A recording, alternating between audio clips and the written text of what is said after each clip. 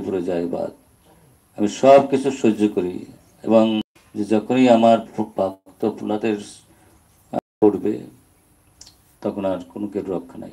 হিরণ্যকশিপু অবশ্যই তার তপস্যার ফল উপভোগ করেছিল, কিন্তু এখানে ভগবান বলেছেন যে প্রহ্লাদ মহারাজের শ্রীপাদ পদ্মে অপরাধ করা মাত্রই তার সর্বনাশ হবে। মানুষের আয়ু, ঐশ্বর্য, সৌন্দর্য, বিদ্যা আদি পুণ্যকর্ম অর্জনিত যে সৌন্দর্য থাকুক, বিদ্যা থাকুক, যা কিছু থাকুক না কেন, তা চুরমার হয়ে যায় যদি বৈষ্ণবের চরণে অপরাধ হয়। এখানে যদি আমরা একটু ছোট দৃষ্টান্ত দেই, দ্রৌপদীকে যদি অপমান না করে, এখানে প্রহ্লাদ মহারাজ নিজে বলেছেন যে আমি আর কি ভক্ত, তার চেয়ে অধিক অধিক কোটি গুণ ভক্ত হচ্ছে দ্রৌপদী। কারণ হচ্ছে আমি আমাকে শুধু একবার আমার মাথায় হাত রেখেছিলেন ভগবান নৃসিংহদেব কত সাধনার পরে, কিন্তু ভগবান দ্রৌপদীর আশেপাশে থাকতেন না ডাকতেই, আর আমি শুধু একবার তাকে দেখা দিয়ে আমার সাথে দেখা দিয়ে হারিয়ে গেলেন। তার দ্রৌপদী হচ্ছে ভক্ত শ্রেষ্ঠা। তো এখানে আমরা জানি দ্রৌপদীর যদি চুল আকর্ষণ না করত দুঃশাসন এবং বস্ত্র হরণের চেষ্টা না করত, তাহলে সহজে এই ক্রুদেরকে ধ্বংস করা যেত না। যখনই এই শুদ্ধ ভক্ত দ্রৌপদীকে অপমান করলো, তখনই ওদের বল, বীর্য, সূর্য সমস্ত বল থেকে ক্ষীণ হয়ে গেছে। এই জন্য আমরা দেখি যত বড়, এখানে ও বলছে যত বড় ঐশ্বর্যশালী হোক, যত বড় শক্তিশালী হোক না কেন, যা কিছুই যারা অর্জন করুক না কেন, বৈষ্ণবের শরীরে রক্ষা করলে আর তার রক্ষা নাই। তাহলে কি হয়, তার আয়ু শেষ হয়ে যায়, তার সৌন্দর্য শেষ হয়ে যায়, তার বুদ্ধি, বিদ্যা, বল সব কিছু ক্ষয়প্রাপ্ত হয়। সুতরাং আপনাদের সামনে আকুল প্রার্থনা, যতদিন বেঁচে আছি যেন যে কথাগুলো মুখ দিয়ে বলে এটা জীবন দিয়ে আচরণ করতে পারি। আপনারা শুদ্ধ বৈষ্ণবরা আছেন সামনে, আপনার চরণে আকুল প্রার্থনা, আমরা যেন ভুলেও ভালেও আপনাদের চরণে কোনো অপরাধ না করে বসি। বলুন জয় শ্রীকৃষ্ণ চৈতন্য প্রভু নিত্যানন্দ, শ্রী অদ্বৈত গদাধর শ্রীবাসাদি গৌর ভক্তবৃন্দ।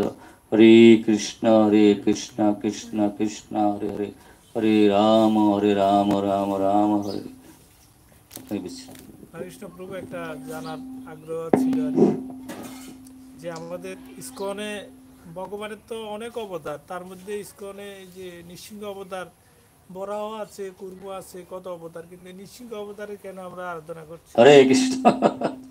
কারণ এক এক ভগবানের এক এক লীলা, কেউ প্রেম দেয়, কেউ আবার রক্ষাকর্তা করে আসে, কেউ কেউ বিপদ ভঞ্জন হয়ে আসে।